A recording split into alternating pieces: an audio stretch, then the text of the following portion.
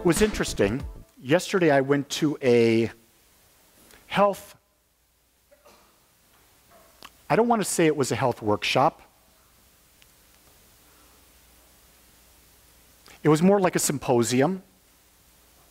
And they had doctors of various persuasions, naturopathic doctors, DOs, chiropractors.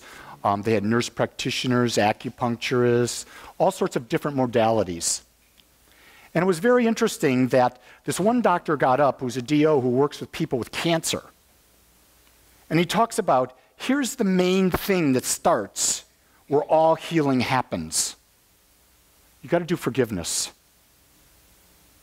Everything starts with forgiveness. And that theme went throughout the day. All the different practitioners came up and were talking about this idea of forgiveness. And isn't it interesting that on Monday I put together my talk, and my talk is on divine forgiveness. The forgiveness of God. You know, that great being up there who's watching over everything that you do. He's got a list that says if you're naughty or nice. And you know what happens if you're not nice? You don't get a Christmas present. Do we have any real young ones? We do have real young ones in here. I'll keep quiet on that. So I want to talk about divine forgiveness. There's no such thing.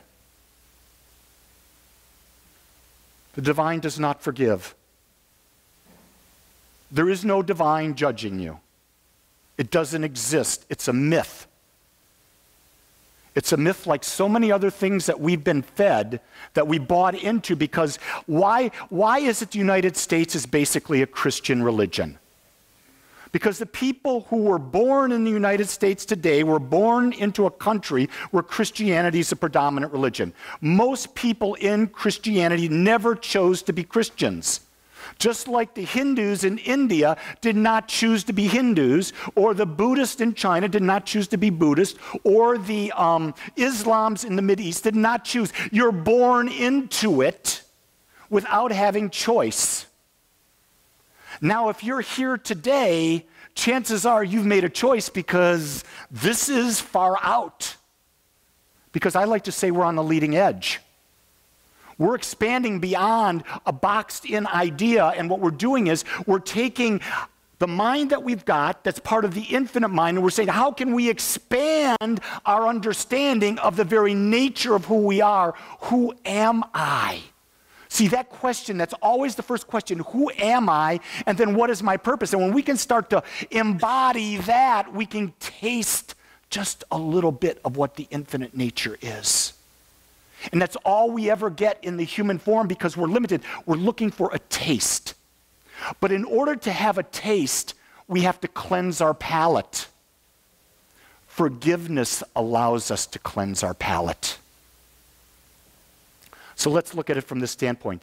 It is impossible for us to feel relief and release from self-condemnation while we condemn others. Do you hear that? Ernest said this so beautifully. When Ernest Holmes said this, I looked at that, and you could spend hours meditating on this. It is impossible to feel relief. And isn't what we want from the stresses of our lives, and that we want to feel relief. We want to let things go. We want to feel at peace. But we can't do that until we release ourselves from what? Self-condemnation. We are condemning ourselves. No one else is beating us up. No one else is, doing this stuff to us. Only we're doing it. You see, there's not a guy out there with a beard condemning you to hell. There's no one out there. It's you judging yourself, you saying you're not worthy enough. And then, get this, you can't forget, and really, forgiveness is about forgetting. It's forgetting all the stuff that bothered you. Just forget it. Do you know what the key to happiness is? I'm going to give it to you so simple. Here's the key to happiness. It's a short-term memory. Think about that. You've got these people that have Alzheimer's and dementia, and we're so concerned about them, and they're the happiest people in the world. But no, they've got an illness. We must drug them. Do you get it? They are truly happy. My father had dementia before he died. Guess what? He was smiling. He'd go, where's my girlfriend? Lee, where's Dixie? Send her in here. I need her to rub my back. He's a very demanding man, my father. But the dementia, he never suffered with anything. Do you get that? Because he kept forgetting what was bothering him. Just think, if you had the ability to forget what was bothering you, would you be upset or would you worry about things? No, but what we do is we hold on to what's bothering us. We make it so much a part of our lives that we've got to analyze it. And we've got to talk about it, and we've got to get on Facebook and share it. We got to tweet about it. We got to form collective groups and study about it. We got men's groups. We got women's groups. We got couples groups. Let's talk about our problems. And what do? We create more of it. And we bought into the idea that, oh, we need to share. Poppycock. There's a little guy there. That's why I said poppycock. It's nonsense. Your idea is you talk to people and says, how can I get more clear on my truth? How can I see beyond the illusion of the fear? Because that's all fear is. Fear is an illusion. It's an illusion that we're not one with something greater than us, but we're individualizations of all that exists. And as an individualization of all that exists, there's nothing to fear because we will always be an individualization of all we exist. So we're going to go back to that when we leave the human body. Do you get that? I got a call from Niranjan this week. I got many calls from Niranjan this week because we're getting so tapped in. 2 weeks from today, I leave for Tibet for my journey around Mount Kailash. And Niranjan calls me and says, hey, I talked to Guru Frank this morning. Guru Frank is a guru that Niranjan's had since he was like 14. He's now 45. And he talks with Guru Frank. I can't say his name. That's why I call him Frank. And he talks to him every morning. And Guru Frank said he's concerned for this trip for Niranjan and I. He has very concerns for our physical well-being. And he says he thinks it could be a bad weather situation. And Niranjan said to me, he says, how do you feel about that? I said, Niranjan, in 2013, we were in the Himalayas, and we got hit with the worst flooding in 100 years, where you and I literally took that group of 40 people across the Himalayas to a helicopter pad, and we did it, and we were observing ourselves do it. Do you remember that? And he goes, yes. And I says, how can you fear anything after having gone through that? And he just tapped right into that energy, and fear disappeared. There's no reason to fear. Because everything that's in you is there to support you in your growth. And what I know is I've got about 60 more years of giving you the stuff. That's exactly what I'm saying. 60 more years of giving you the stuff, so there's no dying going on here. Do you get that? Now there's going to be a lot of adventures. That's cool. So let's go on with this idea of forgiveness. Oops. Everything moves in circles. Do you get that? Everything moves in circles. This is the way of life. And what we refuse to give, we refuse to accept. What we refuse to accept, we refuse to give.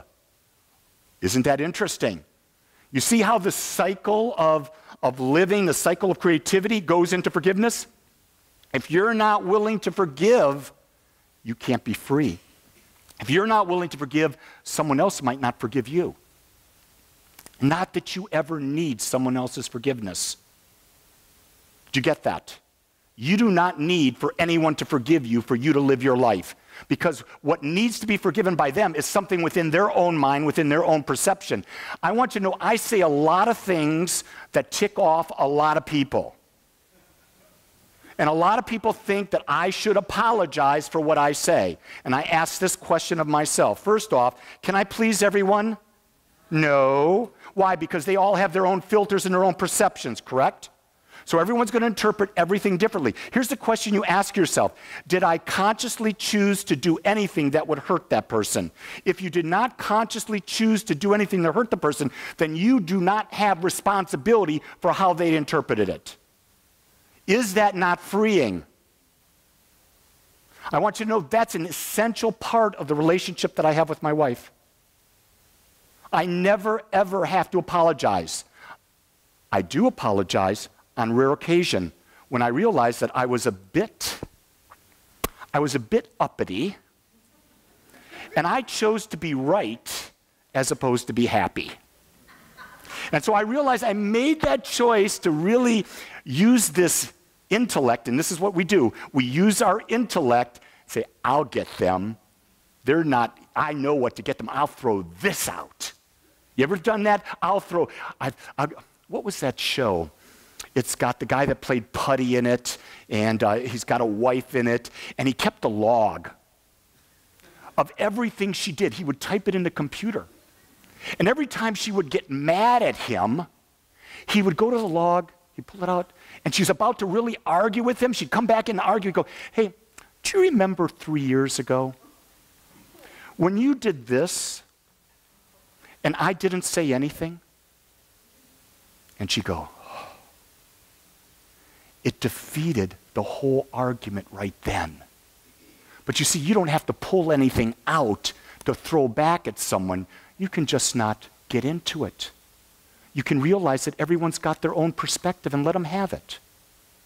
When we stop the circulation, you remember, you forgive and all that, you stop the circulation anywhere, it is retarded everywhere. In other words, you block your whole energy. When you do not forgive, you are blocking all of your energy, and wherever it's blocked, stagnation sets in, and that leads to what? Infection. That could be infection in your money, could be infection in your relationships, it could be an infection in your body. Unforgiveness will cause you more pain than you can ever imagine, physically, mentally, emotionally, monetarily, relationship-wise. That's why it's so important to forgive. Or to forget. Why forgive? A continuous state of resentment can produce many types of illnesses.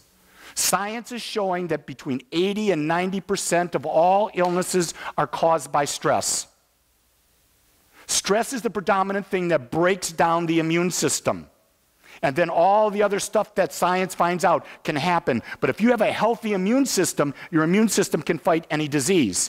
So if you're in a state of resentment, you're in a state of stress, you're saying to yourself, well, I'm not worthy of having a healthy body, so I'm just going to remain in unforgiveness and I'm just going to make myself sick as can be. Now, you don't consciously choose to do that, but because there's a law responding to the nature of who you are doing it, and now that you know it, you know that the power to forgive is in you, and when you forgive, you release resentment, and when you release resentment, your body returns to homeostasis. But if you don't let it go, it's like poison. And it just starts to multiply and get deeper and bigger and bigger and bigger. We need to remove our emotional blocks before we can heal. The doctor, Leonard Coldwell, who's known for healing cancer, he talks about the first thing that he does when he's working with patients with cancer is he gets them to release the emotion, whatever that negative emotion is, whatever that stress is. If they're in a toxic relationship, he says, get out of it. You can't afford to stay in a toxic relationship when you're battling a disease like cancer. You've got to just get out of it. Worry about fixing it when you're healthy. If you're in a toxic work relationship, quit the job, go to another job. You've got to release the stress for the body. See, the doctors don't heal you. The pills don't heal you. What heals you is your body. Your body is a machine that when it's in balance knows how to heal itself. Think about it. When you get a cut, do you have to tell your body how to heal it? Your body knows. It just knows. It's an incredible machine. You've got 100 trillion plus cells in your body, and each one of these cells has intelligence in it, and it knows how to interact with other cells, and you're constantly regenerating, rejuvenating, and building more of these cells so you can shift your whole body temple within a year. The only thing you can't switch within a year, according to science, is maybe a few bones. But the rest of it, sometimes like your liver, your spleen and all that, you recreate that 6-7 times a year. Do you realize that? But if you're in a state of stress, that means you're thinking the same pattern of thought over and over again. Are you giving that spleen, that liver, that kidney, whatever the time it needs to reheal, or are you keeping the stress level there so it just regenerates the disease in it? See, that's an interesting question. We cannot give what we do not possess. So if we are unforgiving, we cannot be forgiven. And isn't it great when you've got a person who you've had an issue with, and you both think you think it's your fault, they think it's their fault, and then somehow it gets resolved? Doesn't it feel great when that issue is pushed behind? That's when you feel really good. It feels good when you just let go, but if there's someone that you really care about, and you can let it go, and they can let it go, that's really an incredible thing. An incredible thing. So it talks about give it, forgive. I don't care what they've done, forgive it. It's in the past. Who cares what happened in the past? You get that? The past is not who you are. You are the person now. This is all you are. The past is only relevant when you drag its big butt with you. You got to drag that butt with you. Otherwise, it's not going to come with you. You wake up every morning with a clean slate, and you get to decide, what am I going to take forward from my thoughts from yesterday? And if you're telling the same story over and over every day, you got to leave that butt behind. It's impossible for us to have a sense of being forgiven when we condemn others. It's real important you get that. You can't be, I've forgiven myself, I've done everything, I've let go of everything. You look at that son of a bitch over there. Look at what they're doing. I'm not pointing at you, Steve. I'm pointing out the window. I'm clear about that. You see, that's important that you realize that, because if you've done your forgiveness work, you realize that everyone makes mistakes. So let's go with that. We'll keep going. Our inability to forgive others comes from a deep-seated inferiority complex. It means we do not believe we're enough. If you can't forgive someone, it believes that you do not believe you're enough, and you need for them to do something to make you feel better, which will never make you feel better, because it all starts within you. Because when you love yourself and you're secure enough, you don't need anyone else's approval, ever. Ever. The other day I was having this moment where I wished my mother could see me today. It's one of those moments when your parent dies. Some of you have had parents die, some of you haven't. But I said, I wish you could see my life now and see how different it is. Then I realized, oh, that's the old pattern that I had as a child of wanting to please my mother. Do you get it? That's how ingrained it is. And I says, oh, I don't need to please her. My whole purpose is just to be me. That's all she ever really wanted for me in reality. Isn't that all you want for your child, your grandchild? Is for them to be happy, for them to do what they love to do, for them to be themselves. That's all you ever want. That's all I want for my granddaughter, just to be her. Whatever that is, and I know it's going to be crazy, because she's being raised by one of the partners is a Wolak. And when you're raised by a Wolak, there's craziness happening. I see it. I get videos all the time, and this little girl at 4 months is crazy. See, sin is simply a mistake. Punishment is a consequence. See, you've got to really look at those two words. Sin is an archery word that archers used when they pulled back the bow and they shot at the target. When they missed the target, that was called a sin. So in other words, any action, any thought, anything that happens in your life that is not targeted toward what you want, it's labeled a sin. But we've taken it in this religion thing and we've made it, you're going to go to hell or you better go to confession. And you see, the idea of confession, I was brought up as a Catholic, and so we had the sacrament called confession. We go to the priest and we tell him, it wasn't a bad idea. Do you see? Because if you went to confession and you said, Father, forgive me, for it's been a week since my last confession, these are my sins, and you tell the sins you've gotten off your chest, and then he gives you 42 Hail Marys, 85 Our Fathers, 3 Glory Bees, and when you're done saying all that, you are forgiven. The fact of the matter is, you don't need to go through all that. You simply need to be able to say, this is what I did. Here was the consequence. I either choose to continue to do that or I choose not to do that. By making a new choice and weighing it, I can now let go of what I did and know that I am wiser for that, and wiser for it, I'm a better human being. It's that simple. It's not easy, but it's that simple. It's a consequence. Remember, we talk about the law. The law is an aspect of God that we are using all the time. And we do that because it's responding to the nature of our thought. Whatever the nature of our thought is, it attracts to us. So if we do something, we're putting out an energy. That energy must track to us the like energy. Do you get it? So it's a consequence. It's not a punishment. You're never punished. You're given a natural consequence to what you're thinking, doing, and saying. Boy, does that free you, doesn't it? Oh, look at what just happened to me. Oh, I did that and this came at me. Oh, it's just a consequence. I can now change my action. When we reverse our position in the law, it simultaneously reverses its position to us. This is the beauty. This is the freedom. This is where the power is. The second we decide to change the energy that we are, the law changes the consequence we get.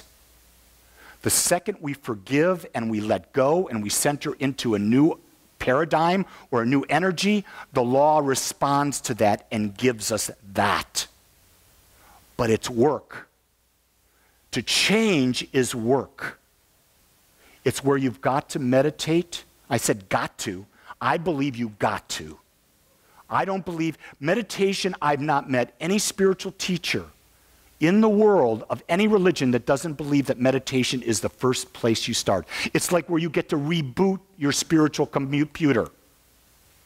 You meditate, you're rebooting it, you're wiping the slate clean. Now what are you going to implant into the hard drive? What are the commands you're going to give that computer? And that's where you start go, okay, we meditated. Now we can use many, many different tools. We can visualize, we can affirm, we can mantra, we can pray, we can journal, we can create an image of what it is we want, and then we step into that image with all of our thought, words, feelings, actions to the fullness of everything we are, and we do it persistently and consistently, and our life becomes that which we want. Did you hear the words persistently and consistently? That means you cannot care what other people are saying and doing while you're creating your dream life. It's your dream life. It's nobody else's. In fact, a lot of times in marriage, I'm using my own marriage as an example, there are things I want I never share with my partner because I know they're not on her plate. But I'm going to create them in my plate. You see, what I've come to understand is marriage is a wonderful gift that you share a journey, but it doesn't mean you share every journey. You share certain journeys. So you have journeys on your own, your partner has journeys on their own, and you have a journey together. And you're not meant to go on the same journey all the time. Do you get that? That's why I'm going to Tibet by myself, and my wife is in Denver right now with a granddaughter. Very different journeys right now. And yet each of us has the freedom to do that with no... She's there. What happens when your partner's gone? You forget them. You literally forget them. Why? Because you want to be in the now. And in the now, they're not there. So in the now, like yesterday I was at that symposium, that health symposium, I was fully present in the symposium. I didn't worry about where Jean was. Couldn't care less. She's living her life. She's all powerful, all knowing. And when I'm in Tibet, I'm not going to be thinking about her. I'm not going to be thinking about you either. Just so that you know, none of you are going to be thought of. You're going to be in my prayers as a collective, but I'm there for me. I'm experiencing my journey. Is that selfish? You bet it is. Because think about this. In life, we're here for one reason only, and that's to experiencing it. And the only person that can experience your life is you. The only person that can experience your life is you. And no one else will have the same experience that you do. Everyone's experience will be totally unique. So embrace the fact that you're unique and embrace the fact that you're experiencing. Our work then is to realize that there is never anything to forgive. There's never anything to forgive. Now I'm going against everything you've been taught since you were a little child. But if you break it down and you study it, forgiveness is unnecessary. Forgiveness really means see the balance in life, see where you've learned, let it go, move on, life goes on. It's that simple. I don't care what happened to you. It's not happening to you now. And the only thing you can really feel now is now, unless you bring it forward. And if it's painful, why would you bring that forward? It's a good question. If it's painful, why bring it forward? What can I learn from it? If there's something to learn, then it's like you sever the string and you let it go off into the abyss. The truth will set you free. And the truth is, your past is not who you are. You're right here, right now, today, and you're free to create the rest of your life in a way that only you know how to do. The question is, are you going to take the power within you, and are you going to begin to have your magnificent journey? It's a choice.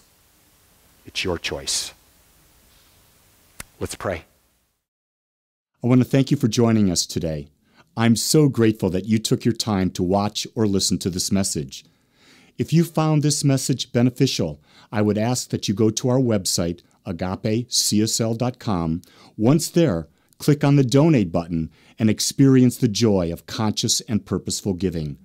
Or if you would like, text your gift by simply dialing 972-532-6976. It is through your gifts that we are able to bring this message to you in the world. I would ask that if you like this message, to please subscribe to my YouTube channel under my name, Lee Wolak. Again, I want to thank you for joining me in the Agape community as we learn how to better self-love through conscious living.